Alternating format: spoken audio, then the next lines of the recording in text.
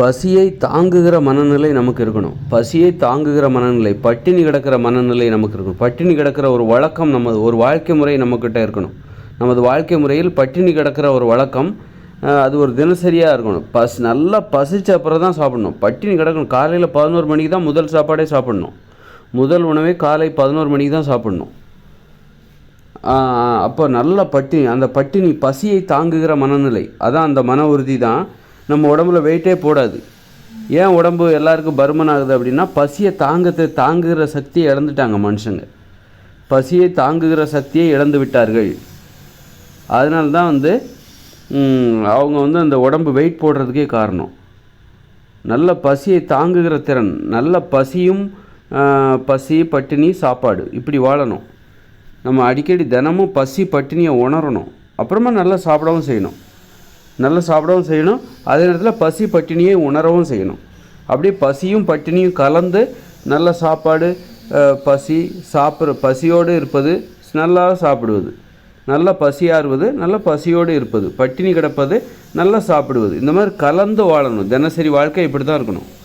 சும்மா ஒரு பசினா என்னன்னே தெரியாமல் அப்படியே 8 மணிக்கே 7-8 இட்லி முழுங்கிடணும், 4-5 தோசையை பிச்சு வாயில் போட்டுடணும். பசின்னா என்னன்னே தெரிஞ்சிடக்கூடாது. ஐயோ என் பிள்ளைக்கு பசிக்குமே, அதுக்குள்ளே ஏதாவது ஊட்டி விட்டுறது. அப்போ அந்த குழந்தைகளுக்கு பசின்னா என்னன்னு தெரியாமலே வளருவாங்க. அந்த குழந்தைகள் தான் பிற்காலத்தில் அவங்களுக்கு உடம்பு வெயிட் போடுறதுக்கு காரணம். உடல் எடை பருமன் அதிகமாகிற காரணமே என்னென்னா, பசின்னா என்னன்னு தெரியாமலே, பட்டினின்னா என்னன்னு தெரியாமலே வளர்கிறது தான் காரணம். அதனால் பசின்னா என்னன்னு நாம் பெற்றோர்கள் தான் தெரிய வைக்கணும். காலையில் கொஞ்சம் லேட்டாக குழந்தைகளுக்கு சாப்பாடு கொடுக்க பழகுங்க.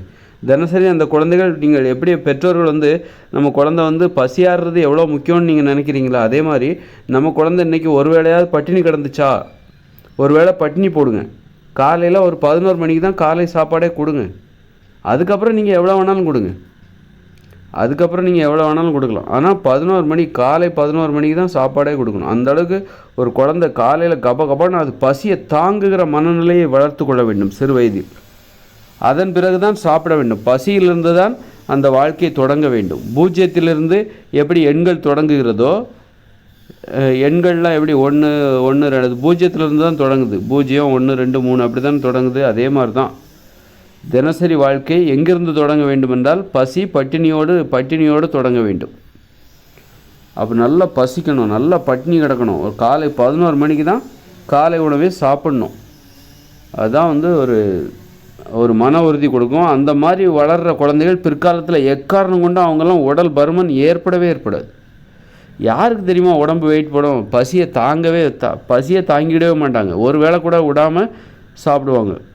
ஒரு வேளை தவறாமல் 3 வேளையும் நல்லா சாப்பிடுவாங்க. இவங்க தான் உடம்புக்கு நல்லது அப்படின்னு பயந்து சாப்பிட்டுட்டே இருப்பாங்க.